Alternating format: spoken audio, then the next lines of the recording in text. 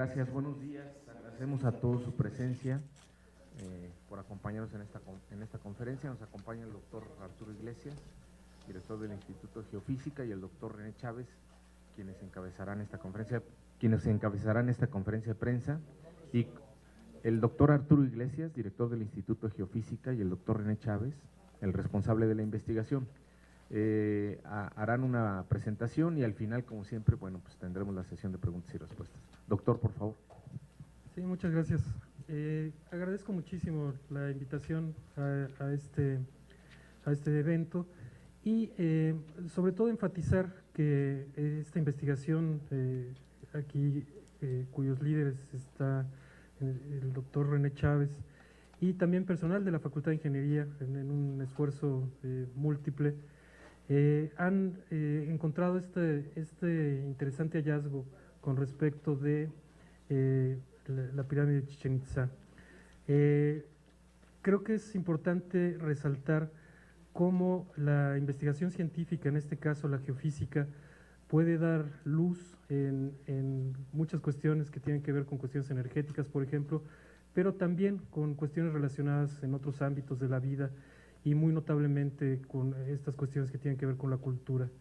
El experto es el doctor René Chávez y yo le pediré a él que él haga la presentación del trabajo. Muchas gracias. René. Bueno, pues muchas gracias, Arturo. Antes que nada quiero comenzar que este estudio fue financiado totalmente por la DGAPA, la Dirección General de Asuntos del Personal Académico. A ella le debemos la posibilidad de haber hecho este estudio y obviamente no soy yo explícitamente el que lo hizo, sino realmente me acompañan el doctor Andrés Tejero de la Facultad de Ingeniería, que es el asesor científico de este grupo, el maestro en ciencias Juan Esteban Hernández, que es el maestro de la logística, el que hace los mapas, la doctora Denise Argote, que es ahora miembro del INA, anterior directora de los laboratorios de prospección, y que me cupo el honor de ser su director de tesis de doctorado, y que supo, sin ser realmente una geofísica, compaginar la parte de arqueología con la geofísica, lo cual nos ha permitido entrar en estos mundos. Y todavía nos falta el maestro Gerardo Cifuentes, que ahora se encuentra en Morelia y que es el que mantiene los equipos funcionando. Dado esta cuestión, vamos a entrar un poco de lleno en esto. Espero no hacerles perder mucho el tiempo y tampoco aburrirlos. Soy muy malo en las presentaciones y esperemos que esto salga lo suficientemente fluido. Trataré de iniciar, es la tomografía eléctrica 3D en la pirámide del Castillo. Y vamos a ver qué es la tomografía eléctrica y vamos a ver por qué el Castillo. Generalmente los arqueólogos nos cuentan que bajo las estructuras prehispánicas importantes existen cavidades. ¿Por qué? Porque están estas relacionadas con el surgimiento del hombre. Es la matriz de donde sale, donde se procrea el hombre. Y lo que les estoy diciendo lo he copiado de gente tan famosa como Linda Manzanilla, como el doctor Matos y otras gentes famosas con las que he podido o he tenido el honor de rozarme. Y se ha visto que en el subsuelo de algunas de estas pirámides ya en la zona maya, se han encontrado también túneles y oquedades. Un ejemplo de ellos es el osario, y lo vamos a ver. Finalmente, tuve la oportunidad de ser invitado a un estudio geofísico que se realizó en la pirámide, en los alrededores de la pirámide del Castillo, que incluyó un estudio de radar. Eran los inicios del radar en nuestro país, estamos hablando de 1997. En estos estudios Estos estudios se realizaron en toda la parte, en toda la plaza de la pirámide, como lo definen estas imágenes que ustedes tienen ahí, con un equipo de radar. En este caso era un CIR-10 con unas antenas enormemente grandes de 60 MHz. Ahora son más chicas y tienen otra tecnología. Fue un estudio patrocinado por varias universidades americanas y cuyos líderes en la parte geofísica fue el doctor Sauk, William Sauk, que podemos ver aquí, en compañía de la doctora Linda Manzanilla, que nos explica cómo funciona el radar, y el doctor Larry Desmond de la Universidad de San Francisco. ¿Qué resultados obtuvieron? Ustedes pueden ver a su lado derecho algunos de los que conocemos como radagramas, en donde vemos señales muy continuas y muy variadas en verde. Pero lo que les llamó la atención en aquella época son estos vacíos, esas zonas en donde no hay aparente información,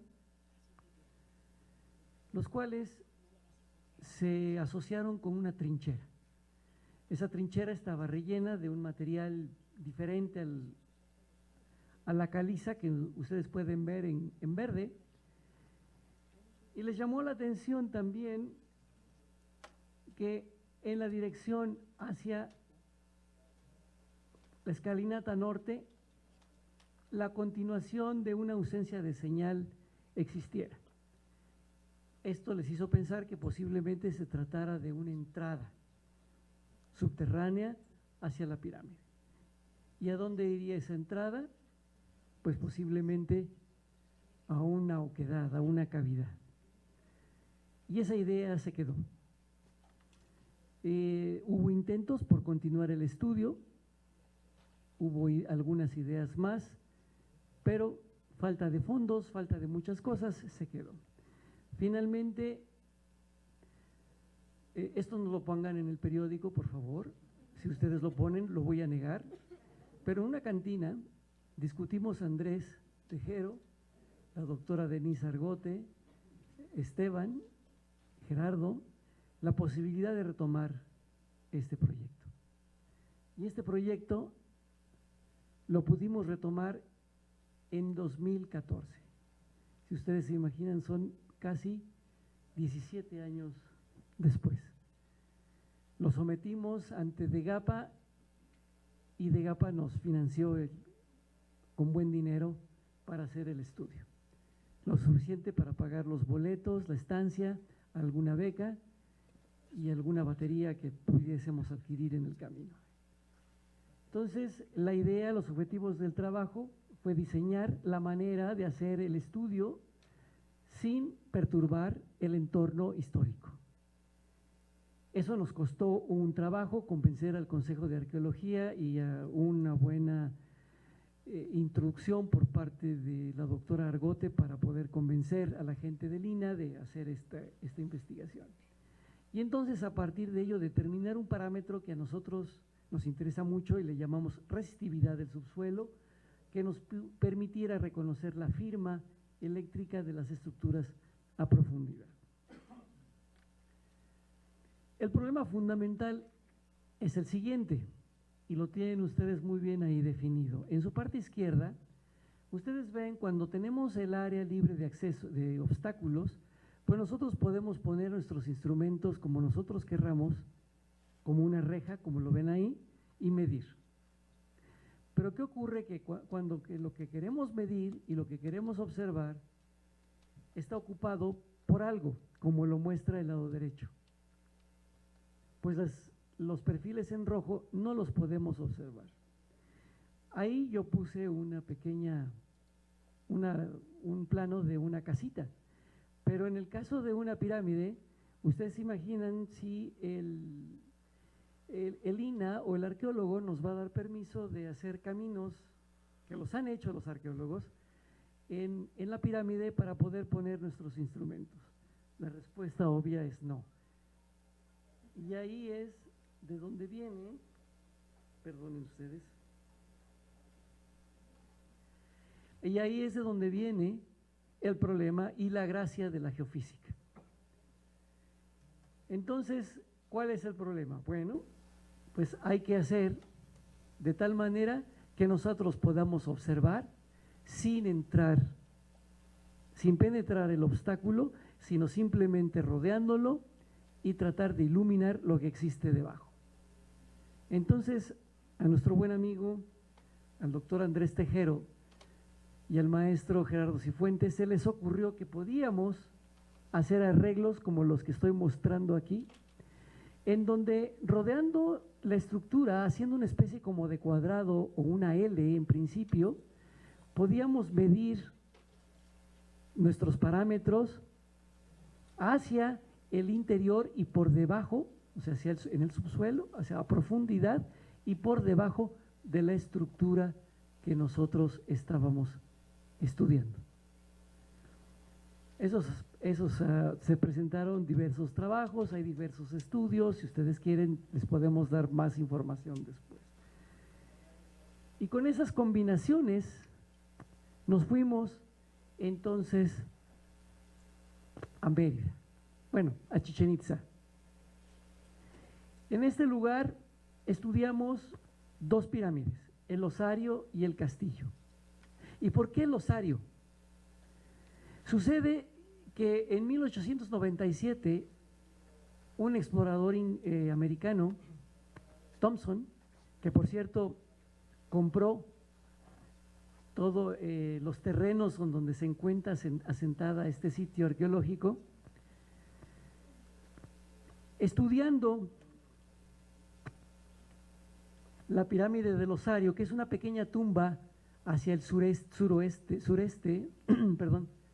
de la pirámide de Kukulcán o el Castillo, encontró la entrada, una entrada vertical aproximadamente de 9 metros de profundidad, por la cual bajó y descubrió una puerta secreta, suena muy Indiana Jones, la cual abre y descubre la entrada a una enorme cavidad, que es la que tienen ustedes ahí, en donde está la manita.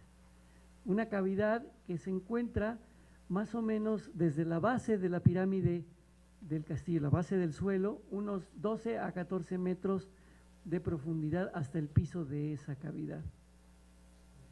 Tiene aproximadamente 12 metros de diámetro aproximadamente, y él habla de 12 entradas.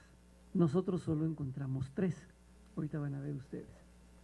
Ahí pueden ustedes ver al explorador y la entrada como la vio Thompson en 1897, una vez que le quitó todos los restos que la obstruían, y la pirámide como actualmente se puede ver.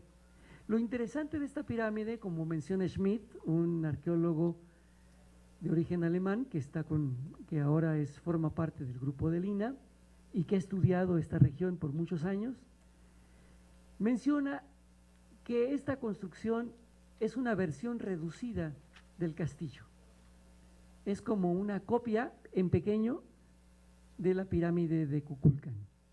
Entonces vale la pena estudiarla, porque si todas las características que tiene por fuera la pirámide del Osario las tiene la pirámide de Kukulcán, y además las características de tener un cenote o una estructura como estas las tiene también Kukulcán, pues vale la pena estudiar primero esta. Entonces iniciamos el estudio haciendo un estudio de tomografía eléctrica. ¿Qué es la tomografía eléctrica? Es simplemente poner detectores alrededor de la pirámide y enviar corriente eléctrica al subsuelo. Entonces, ley de Ohm, enviamos corriente eléctrica con un par de electrodos, y con otro par de electrodos medimos la diferencia de potencial o la resistividad del subsuelo. Como tenemos una geometría muy particular, pues le llamamos resistividad. Y ahorita vamos a ver qué nos da la resistividad. Entonces vemos ahí, estamos ahí con nuestros estudiantes, siempre nuestros estudiantes de la Facultad de Ingeniería y del posgrado del instituto, siempre con nosotros, leales y trabajadores. Como ven, aquí pueden ver dónde se encuentra el equipo, la pirámide, y aquí pueden ver algunos de nuestros detectores. Y estos son los arreglos que se prepararon para estudiar la pirámide, el interior de la pirámide del Osario. Entonces vemos ahí que se utilizaron 3 tipos de arreglos. Ustedes pueden ver los puntitos hacia el interior de ese cubo. En la parte superior del cubo se encontraría la pirámide y en la parte interior es el subsuelo, es lo que no vemos.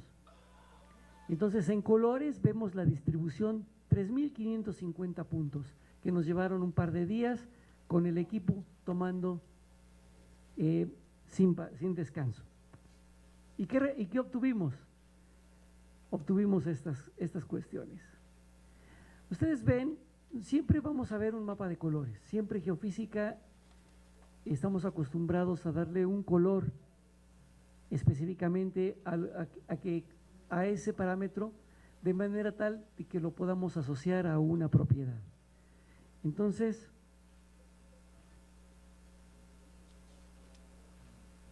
este color rojo, por ejemplo, es en donde la corriente, lo que tenemos aquí,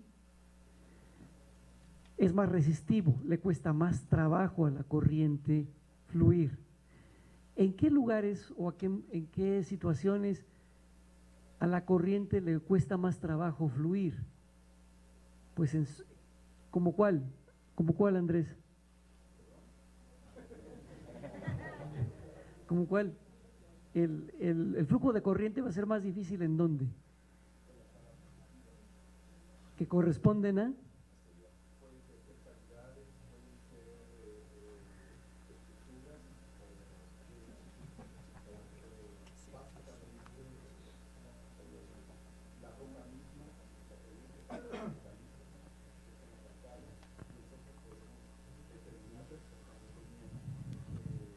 ¿Cómo va esa estructura en el subsuelo?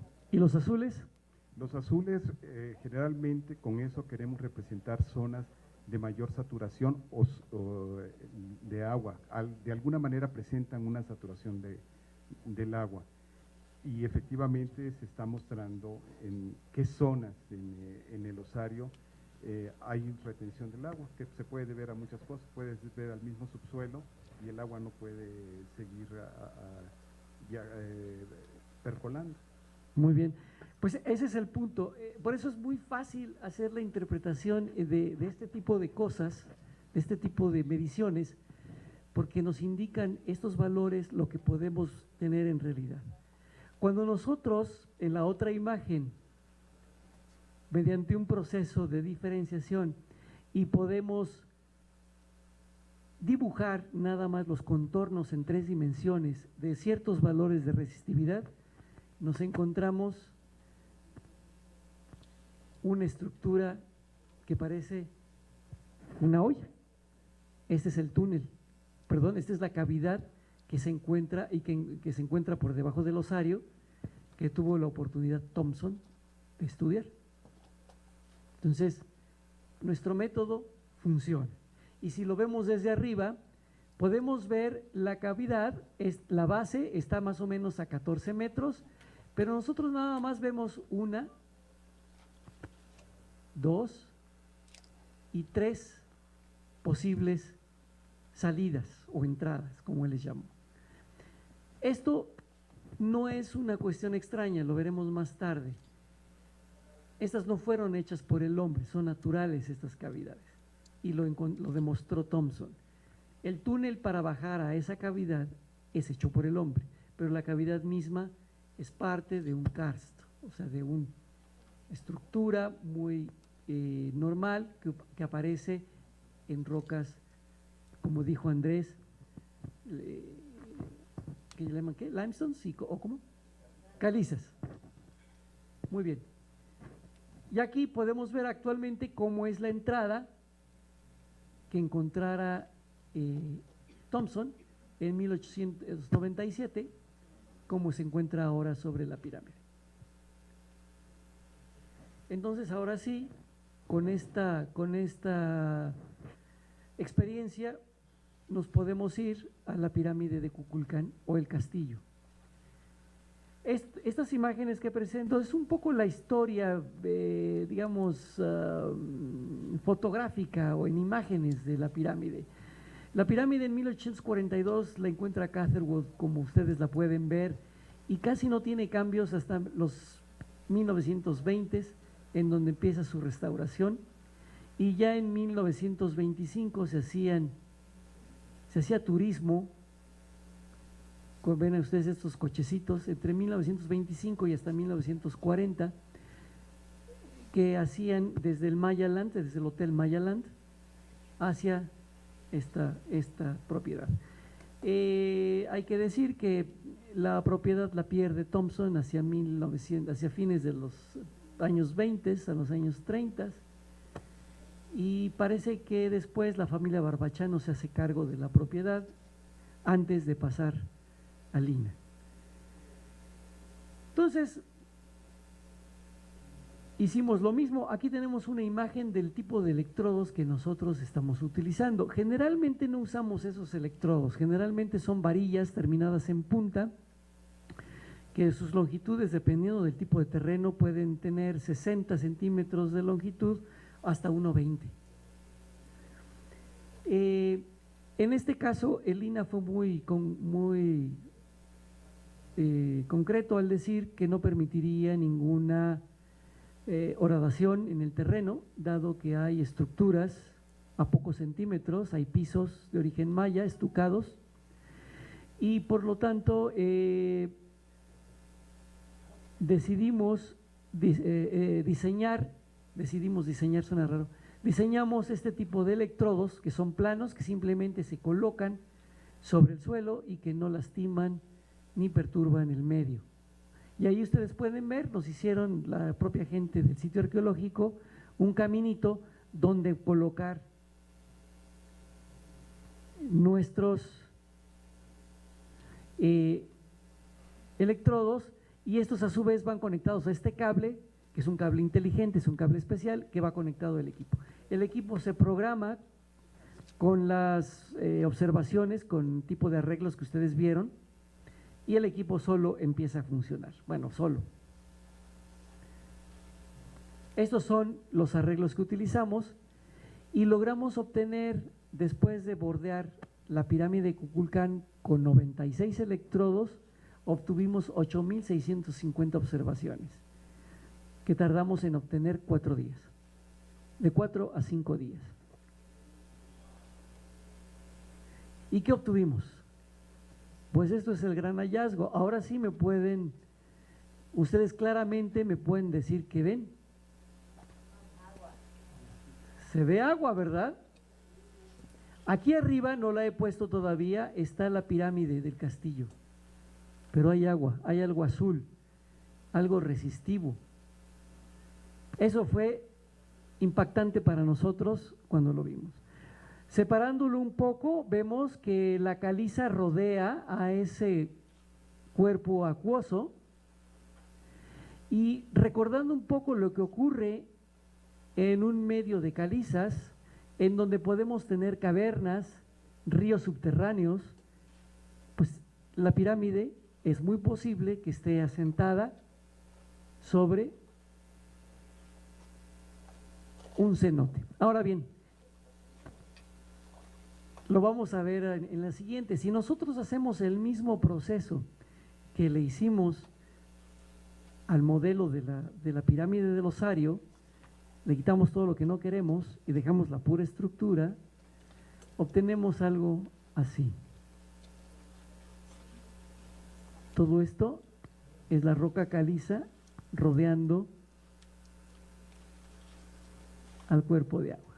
Y tiene varias salidas, tiene una salida hacia el noreste, hacia el noroeste, que es obvio, son como, yo diría que en la península de Yucatán hay un sistema venoso muy similar al del cuerpo humano, yo creo, donde el agua dulce va de un lado a otro y se generan estas cavidades.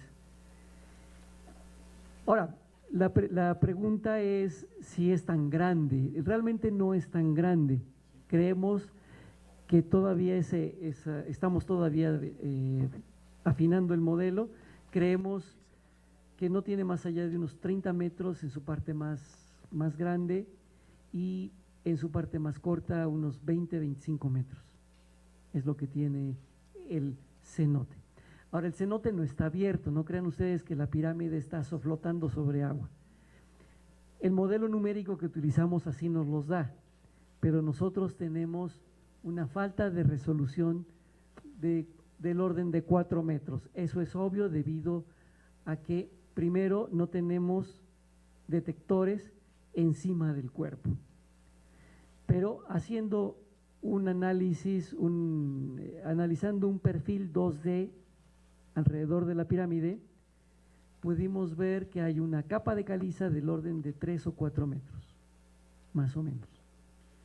La profundidad es un poco incierta, nosotros vemos hasta unos 20 metros, pero puede ser menor.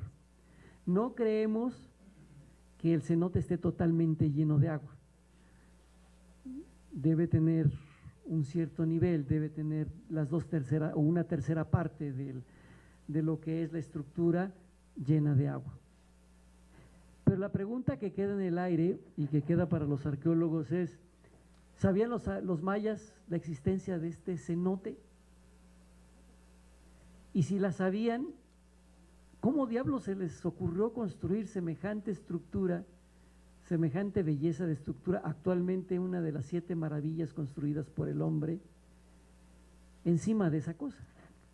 La geofísica no lo puede responder. Le toca ahora a la arqueología. Pero este es uno de los grandes, lo que yo pienso, uno de los grandes hallazgos, algo que no sabíamos. Los arqueólogos lo intuían, como la doctora Argote posiblemente les pueda después detallar, que ya había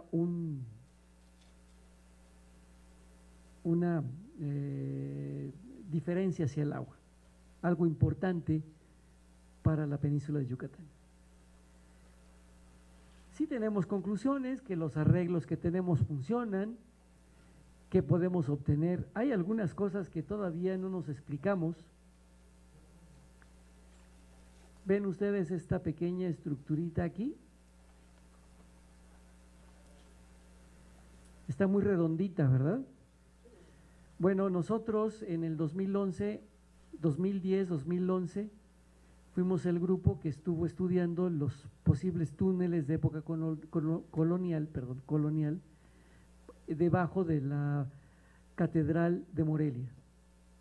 Encontramos estructuras muy similares debajo de la catedral, que efectivamente algunas ya se corroboraron, son túneles. Y tenemos otra pequeña estructura por acá, que podría ser también alguna especie de trinchera.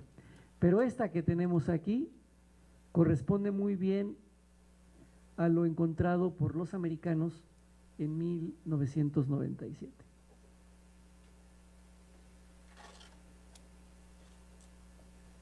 ¿No? Entonces, quedan muchas preguntas. En realidad la geofísica ha dado alguna respuesta, pero en realidad esa respuesta como que da origen a muchas preguntas, realmente que avasallan a la geofísica. Pero ustedes preguntarán, ¿y ya se acabó? No. Y ahí les agradezco de antemano su atención, espero no haberlos aburrido, pero no se pierdan la segunda parte. Viene una segunda parte. La segunda parte consiste en iluminar el interior de la pirámide del castillo. Ahora, los detectores que vieron en el suelo los vamos a colocar en los diferentes cuerpos que tiene la pirámide de Kukulcán e iluminar hacia adentro de la pirámide, con objeto de determinar los posibles periodos constructivos. Aparentemente hay 2 más. Hay una que se conoce, pero aparentemente puede existir otra más. Y ahí hicimos una prueba, otra vez en la pirámide del Osario. Sabemos que hay un túnel vertical, y entonces pusimos detectores en el primer cuerpo, ahí donde están nuestros estudiantes, donde están poniendo sus piececitos. no, abajo, 2 metros debajo, pusimos ahí nuestros detectores y pueden observar perfectamente bien el túnel que se observa acá arriba, que descubriera Thomson en 1897. Y bueno, pues esto es el principio de una gran aventura que iniciamos hace ya muchísimos años y que yo agradezco a mis colegas que hayan tenido la paciencia y de aceptarme con ellos en el grupo y de haber llevado a cabo tantas aventuras. Pues muchas gracias. Gracias. Si les parece, empezamos la sesión de preguntas y respuestas con Xochitl López Barrón, por favor, de Radio 1000. Gracias, buenos días. Yo tengo 2 preguntitas. Primero, ¿confirman que está en un cenote? Se lo digo porque usted utilizó la palabra podría estar asentado en un cenote. Es decir, esta técnica que utilizaron ustedes confirma que está o no está, o todavía están por confirmarlo de que esté en el cenote. Y la otra, ¿ustedes han tenido algún obstáculo o la UNESCO se ha acercado a ustedes porque es una de las 7 maravillas del mundo moderno y también patrimonio de la humanidad considerado Chichén Itzá? Y esto vendría a tener como aportaciones nuevas en las construcciones, porque sabemos que nuestros grupos indígenas construían sobre lagos, ¿no? Y ahora, bueno, pues sobre cenotes, si es que así lo confirman. Gracias. A ver, intentaré contestar la primera. En realidad la geofísica es como el doctor Iglesias no me dejará mentir, que él es un sismólogo connotado y el problema pues es igual que los sismos. ¿Cuándo va a temblar en la Ciudad de México? En la geofísica tenemos una incertidumbre.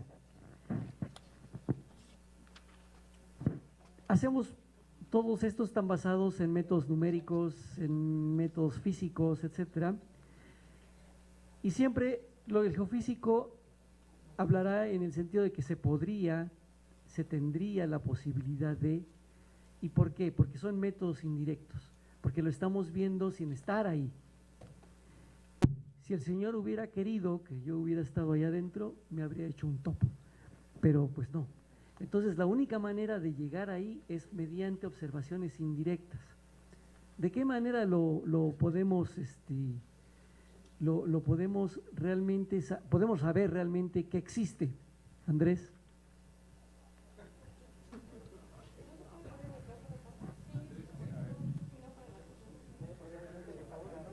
¿Al frente?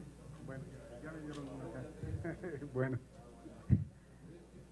Ponte aquí. Andrés Tejero, Andrade.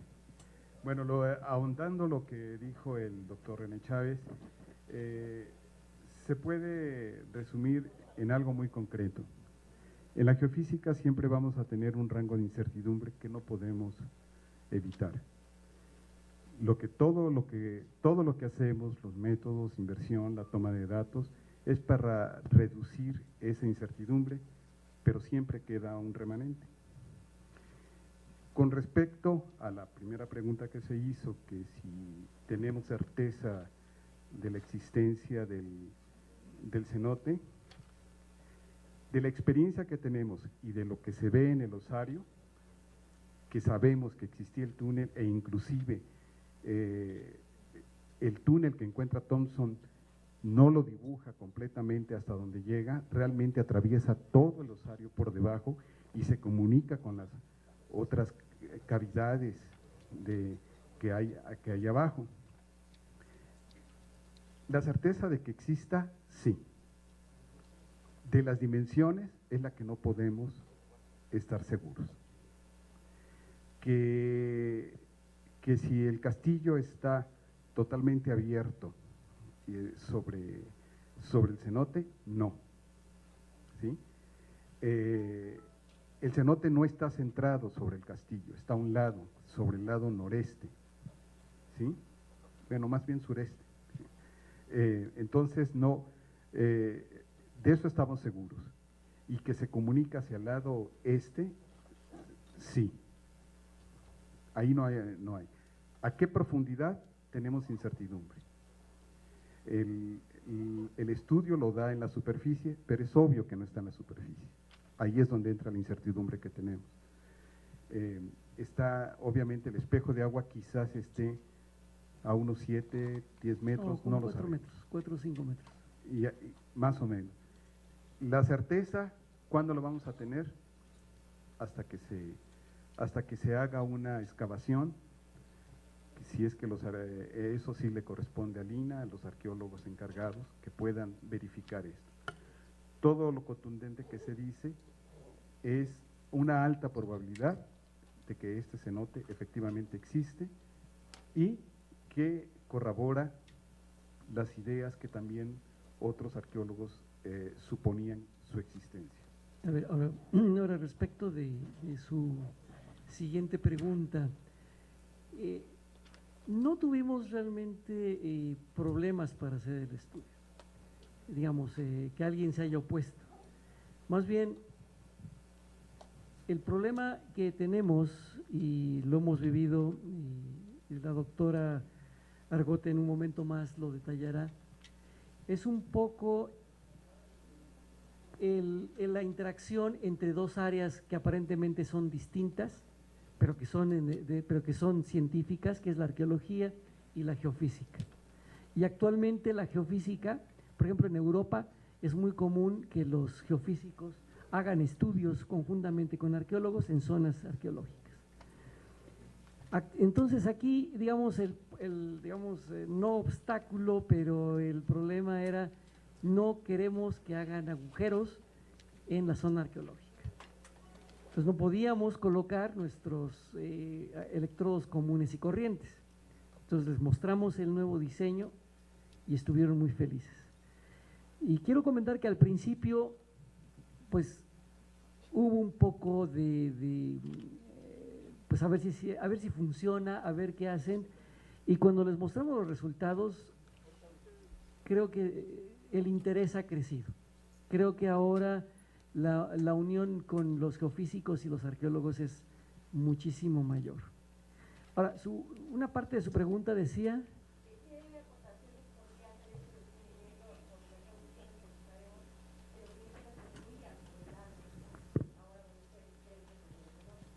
Denise, ¿qué piensas?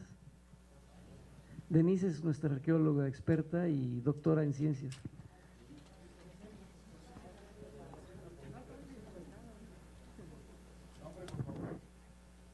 Denise Argote, ¿sí? Va. Bueno, no solo es la cuestión de los lagos como tenemos acá en el caso del lago de Texcoco. De hecho, en la zona maya es muy común que se utilicen cavidades y sobre ellas construir. Tenemos el caso de Calakmul, donde está la tumba de Yugnom-Chen, ¿no? Tenemos también Palenque, ahora tenemos el caso del Osario, que es un hecho conocido, y por lo tanto, pensando en que lo que es la Plaza del Osario pudiera haber tenido características similares de celebraciones religiosas, pero a pequeña escala, en comparación con la plaza donde está el castillo, entonces tenemos esa analogía. Y por lo tanto se llegan a las conclusiones a las que se llegan. Si tenemos un caso conocido, la pirámide del Osario, en donde tenemos una cavidad y sobre ella se considera que pudo haber sido expresamente construida la pirámide del Osario, podría ser similar en el castillo, ¿sí? Solo que acá pues tiene mucha mayor importancia, porque el Osario era para un sector, ¿no? Para lo que son celebraciones de un sector particular, y acá pues a mayor escala, ¿no? Y bueno, no solamente en la zona maya, tenemos también el caso de Teotihuacán, ¿no? Tanto la pirámide del Sol como la pirámide de Quetzalcóatl están sobre cavidades. ¿Sí? ¿Esa era tu pregunta?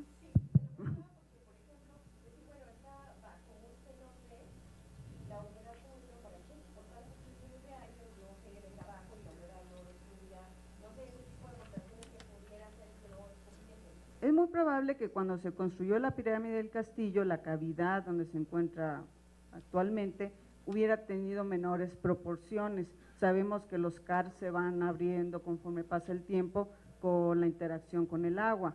No es complicado porque tenemos todo un techo de caliza, ¿no?, que está protegiendo ahí la base de la pirámide, y además la cavidad no es del tamaño de toda la base de la pirámide, de hecho es solamente una de las esquinas, por lo tanto la distribución de los pesos hace que no sea riesgoso, ¿sí? En ese aspecto. Gracias. Susana Sáenz, por favor, de Financiero Blumner. Hola, buenos días. Mis preguntas son las siguientes. Primero, ¿qué costo tuvo esta primera fase de la investigación y qué costo tendrá, o bueno, estiman que tendrá la segunda etapa que nos mencionan? Y por otra parte, ¿qué aportaciones da esto, como usted mencionaba al inicio, al sector energético? Bueno, si le doy los costos se van a reír. Recuerden que es un financiamiento de la UNAM. Bueno, ¿se pueden dar? No hay problema. Bueno, este primer proyecto que ustedes acaban de ver costó más o menos 220,000 pesos, los cuales, pero ahí hubo un problema. Ese dinero se nos dio suponiendo que íbamos a insertar los electrodos normales, comunes y silvestres en el subsuelo, como lo hemos hecho siempre y que ya teníamos. Pero como el Consejo de Arqueología nos pidió que no podíamos otro tipo de electrodo, tuvimos que diseñar y mandar a hacer estos nuevos electrodos con un costo de 120,000 pesos extras que no los teníamos contemplados y que tuvimos que poner con proyectos que llamamos externos. Y la segunda parte, pues por desgracia, la cuestión económica pues nos está afectando a todos y obviamente al sector de investigación y desarrollo con más ganas. Y ahora pues tenemos una cantidad, un apoyo financiero mucho menor, 180,000 pesos para esta segunda parte. Pues por lo menos unos 100,000 más, porque la vez pasada estuvo crítico. Teníamos dinero para solventarlo, pero en esta vez no. Y bueno, de todos modos, la ciencia tiene que seguir y nosotros vamos a ver cómo lo hacemos. A lo mejor le pedimos apoyo aquí a nuestro señor director. Pero la cuestión es que el apoyo financiero es importante, pero nuestros estudiantes, los que ven ahí, son pocos, porque no podemos llevar a más. Para hacer esto se emplearon 2 vehículos con 6 personas en total, que se trasladaron con equipo y demás por tierra. Más o menos se llevaron alrededor de un poquito más de media tonelada, ¿no, Esteban? De equipo.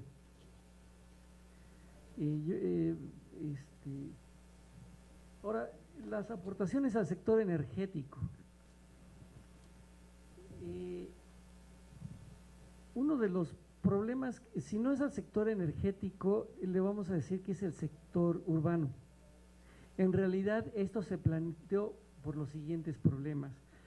Cuando ustedes salen, no necesitan irse muy lejos, aquí en el pleno centro de la Ciudad de México, ustedes ven la ciudad con edificios que están inclinados, que se están inclinando, que tienen fisuras, que tienen fracturas. Se van por la Reforma Iztaccíhuatl y ven edificios que como que se están riendo porque se están como partiendo, estilo Titanic. Y otra vez Andrés y yo dijimos, bueno, que no hay manera de estudiar este tipo de cosas, unidades habitacionales que se están cayendo. Y el problema para el geotecnista es saber en qué condiciones está el subsuelo para saber qué hacer, qué tipo de material debe de inyectar y por dónde debe de inyectarlo para nivelar el suelo. Entonces otra vez con Andrés dijimos, bueno, ¿de qué manera lo hacemos?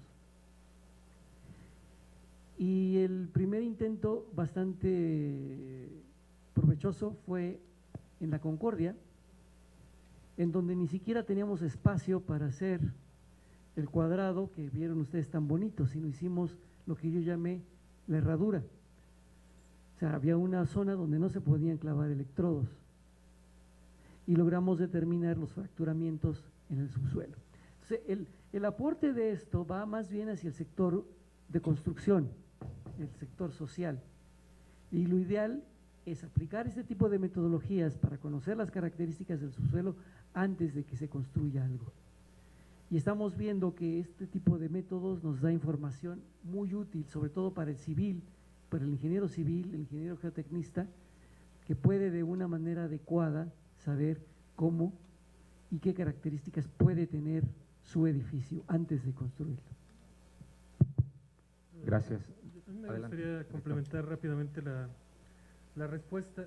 Digamos, en la primera parte de la pregunta, efectivamente es un financiamiento modesto.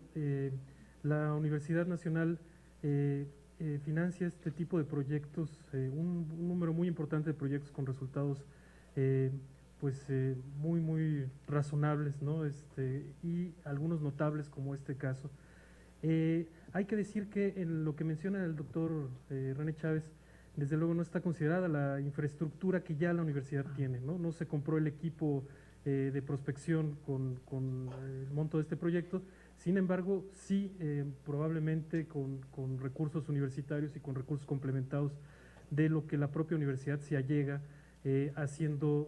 teniendo patrocinios con el sector privado y público también, que cada vez son más importantes estos patrocinios. La universidad tiene un presupuesto importante, como ustedes lo saben, pero también se allega de estos ingresos extraordinarios y es muy importante también para el desarrollo de la investigación. Con respecto de la segunda parte de la pregunta, la prospección geofísica tradicionalmente se ha utilizado de manera intensa en cuestiones de, por ejemplo, de minería y sin duda en cuestiones de recursos energéticos muy importantes como el petróleo. No específicamente este tipo de prospección que ellos llevan a cabo, en particular, ellos también hacen otro tipo de prospección en donde es indispensable, por ejemplo, para conocer el estado de un yacimiento petrolífero o cosas tan importantes como un acuífero, ¿no? Para caracterizar un acuífero, para extraer agua. Esa es, digamos, la importancia de la geofísica. Yo lo que mencionaba es, bueno, además de esa importancia tradicional, pues también la geofísica se puede utilizar para estas cuestiones culturales, ¿no?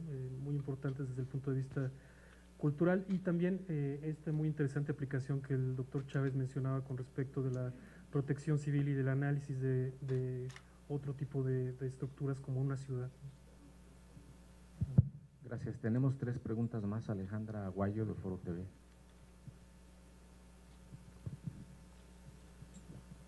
Buenos días.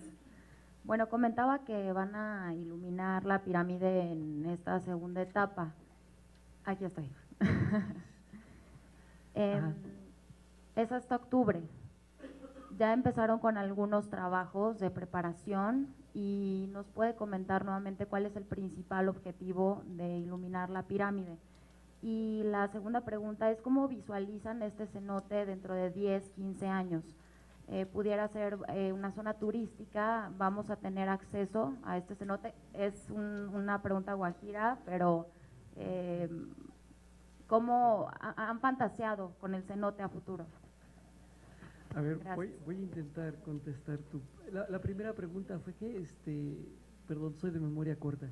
Sí, hay algunos avances con respecto a la segunda etapa. Yo creo que esto te lo va a contestar muy bien el maestro Juan Esteban Hernández. A ver, Esteban.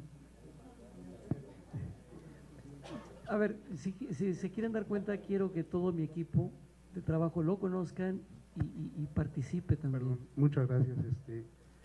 Soy Esteban Hernández, el nombre que faltaba en su lista. Efectivamente, hay un proceso de preparación que quizás no requiere de la visita al sitio, ¿no? ¿Qué es lo que estamos haciendo? Estamos haciendo simulaciones numéricas, estamos haciendo, imaginándonos cómo podemos atacar mejor el problema, las horas que nos va a tomar hacer la planeación, si procedemos a hacer la distribución de electrodos sobre cada una de las plataformas, o si de plano hacemos una línea que pase por el tope y que baje por la pirámide. En fin, son muchas cosas que tienen que probarse con la certeza de que cuando lleguemos al sitio ya en octubre tengamos el mínimo margen de error, ¿no? Es como preparar una campaña como la que preparamos para otro tipo de proyectos, en donde debemos de saber que si nos equivocamos un poquito en una cosa, eso implica 1 o 2 días más o 3 días más, y eso pues obviamente tenemos el mal hábito de comer todos y pues los fondos se nos acaban, ¿no? Entonces sí, efectivamente estamos en ese proceso. Y un poquito en la segunda pregunta sobre lo que va a pasar en el cenote, a mí personalmente me emocionó mucho una propuesta que la misma gente de Lina allá en Chichén nos hizo como una cosa a mediano plazo, que si bien no se abriría un túnel o algo para ver el famoso cenote, que pues no sabemos qué pasará en el futuro, ¿por qué no incorporar dentro de ese proyecto que tiene Lina de luz y sonido nocturno, en lugar de ver solamente de la superficie hacia arriba de la pirámide, que es un espectáculo muy, muy bonito y muy, muy recomendable, ¿por qué no en la zona como una primicia mundial ver no solamente del suelo para arriba, sino ver del suelo para abajo, con todo este apoyo que tenemos de la información y de las inversiones que hemos hecho? Sería un primer paso, a lo mejor no podemos ni podremos entrar a corto plazo ahí, pero bueno, tendríamos una imagen muy interesante y muy original en el sitio, ¿no? Eso es.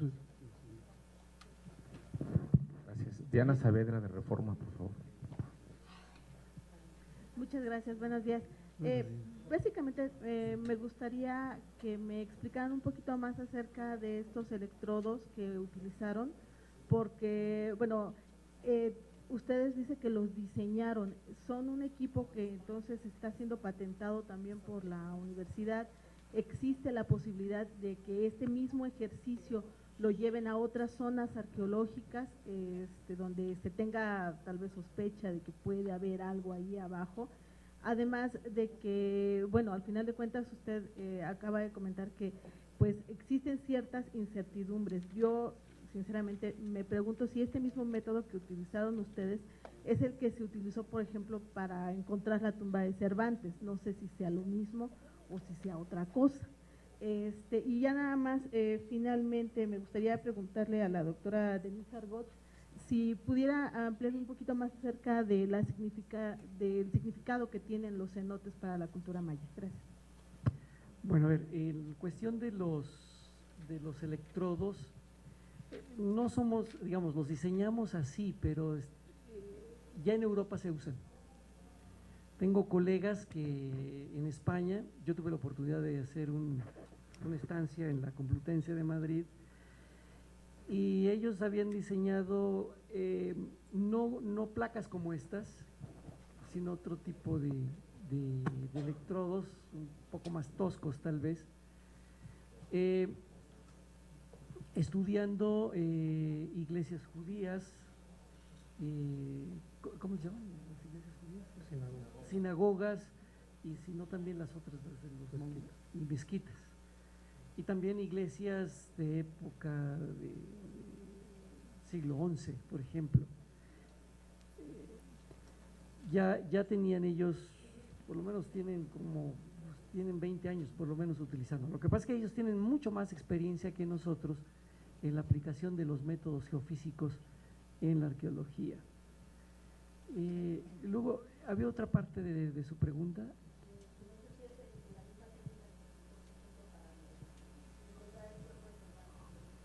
Ok, antes que nada, sí utilizamos esta misma tecnología para estudiar una pequeña pirámide en una zona arqueológica, se llama El Pañú, eso está en el estado de Hidalgo, muy cerca de, ahorita la doctora Argote les va a indicar exactamente, a mí ya por la edad se me van las cosas, en donde esta pirámide, el arqueólogo reportó que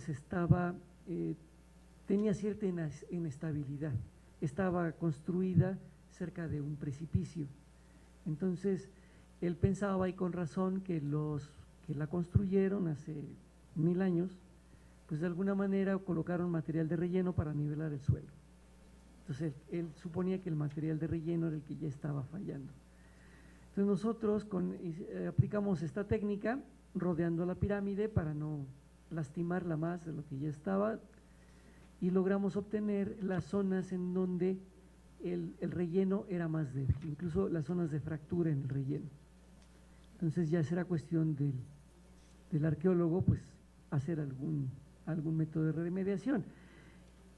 Y pues sí, lo hemos pensado en otras zonas, ha habido algunas invitaciones para hacerlo, por ejemplo, en algunas zonas arqueológicas de Michoacán y en Oaxaca, pero el problema fundamentalmente es la parte económica, eso, porque, por ejemplo, PAPID en este momento nos está apoyando para este proyecto en específico, tenemos que esperar a que termine para poder pedir algún financiamiento a futuro de otro, ¿no? O sea, no es tan fácil. Algo que sí quería comentar y complementar también la respuesta del doctor. El equipo que tenemos es un Siscal, es hecho en Francia, es de última generación, con el cual inicialmente podíamos soportar 48 electrodos tirados en el suelo, ahora lo podemos hacer con 96 y estamos viendo la manera de poder tener hasta 156 electrodos midiendo simultáneamente, ¿no? Esto ya con vistas no solamente a trabajos de tipo arqueológico, sino ya a trabajos ya más dirigidos a cuestión de los recursos, ¿no? Como agua o minería o incluso en zonas urbanas. Entonces, no sé si quieras contestar la siguiente pregunta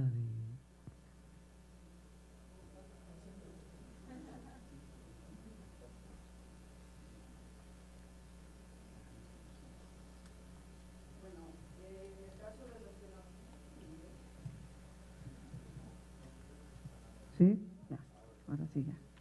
No solo los cenotes, sino las cavidades en general, siempre han tenido un gran concepto dentro de la cosmogonía mesoamericana, ¿no? No solamente porque se considera el origen de la vida, la matriz de la cual provenimos, de la matriz a través de la cual Quetzalcóatl convertido en hormiga extrae la semilla del maíz y la da al hombre, ¿no? Sino que también es el fin de nuestros días, es el inframundo. Entonces tiene una dualidad de conceptos. Por lo tanto, no sé si llamarlo imaginación o en el pensamiento místico religioso de los mesoamericanos era muy importante. Y ahora si tomamos en cuenta que en la región maya hay una gran cantidad de cavernas y que además están asociadas al agua, el único medio por el cual extraían el agua en esa época, porque pues sabemos que en las zonas kársticas todas las redes de agua son subterráneas.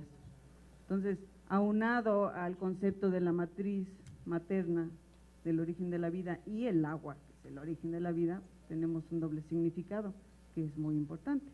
Por lo tanto, tomando en cuenta todos estos conceptos, pues asociamos que una cavidad tenía un escalón esencial en el pensamiento mágico religioso. ¿Sí? Gracias. Luis Carlos Sánchez, de Excelsior, por favor. Rápido, datos, rapidísimo. Nada más, la distancia que hay del osario al castillo, si pueden platicarnos cuánto hay.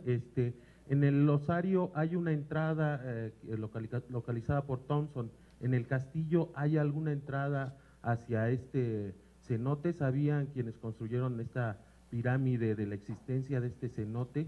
Y otra, esta barrera de caliza de 3 a 5 metros, de 3 a 4 metros, ¿es natural o fue hecha por la gente que construyó la pirámide? Y ¿qué riesgo implica para la propia estructura estar sobre una cavidad de este tipo? A ver, vamos a ver, la primera, la distancia, están relativamente cercanas, que serán 200 metros tal vez, poco menos, 160 metros entre una pirámide y otra. Una de las cosas que nosotros estábamos pensando es que si alguna de estas salidas que nosotros habíamos detectado podrían estar en dirección de la pirámide de Kukulcán.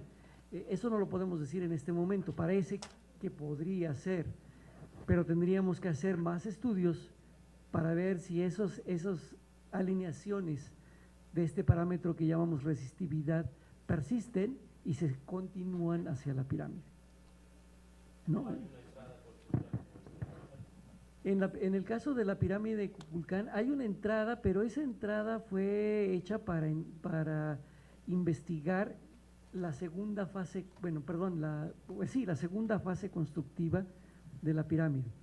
Y es en donde uno entra y hay otra escalinata, subiendo la escalinata está el famoso jaguar y el chacmol.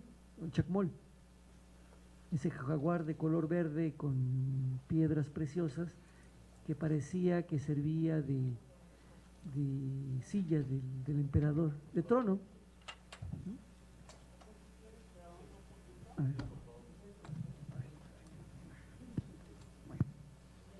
Bueno, a diferencia del osario, que solo tenemos una etapa constructiva conocida, en el castillo tenemos 3 etapas constructivas.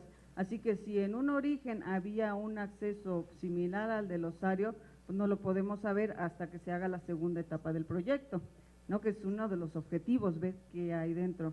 Pero además, Andrés hizo una serie de modelaciones matemáticas de los datos que ya se sacaron en octubre y pareciera que por debajo de la subestructura, en el lado suroeste, pudiera existir una especie de acceso.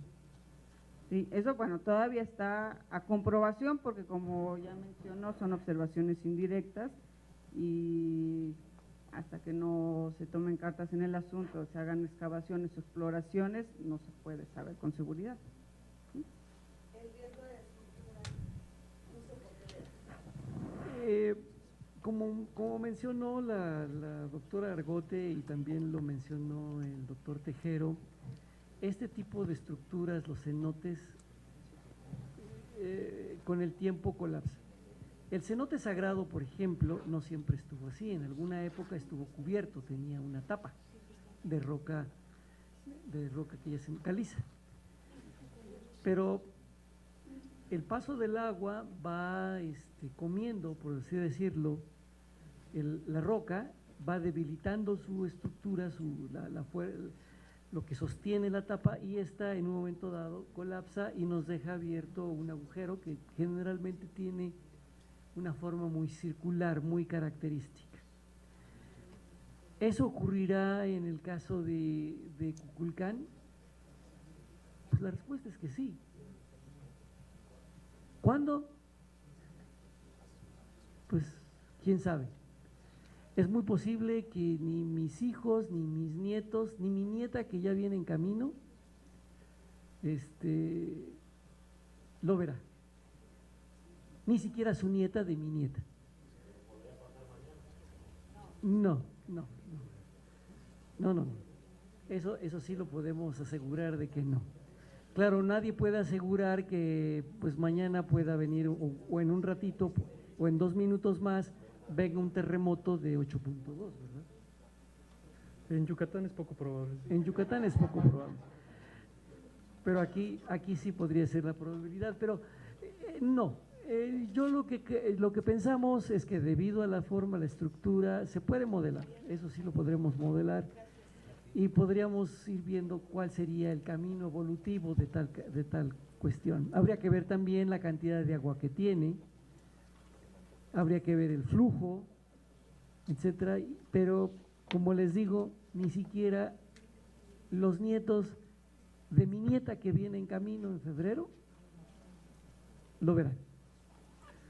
Yo quisiera ahondar aquí rápidamente en esta respuesta que parece una beta muy importante, ¿no? Yo creo que además, digamos, estos resultados lo que animan es justamente a tener un monitoreo mucho más cercano de la propia deformación en la zona de esta muy importante pirámide. Eso también se puede hacer con métodos indirectos y también, digamos, es un asunto cercano a la geofísica. Ahora, digamos, me parece que deberíamos también buscar un proyecto paralelo en el que pudiéramos justamente analizar la posible deformación que se va dando paulatinamente, ¿no? Afortunadamente sería algo que ocurriría lentamente y podríamos entonces tener mucha mayor información de ello. Exactamente. Pues muchas gracias, agradecemos a todos su presencia. No, al contrario, muchas gracias a ustedes.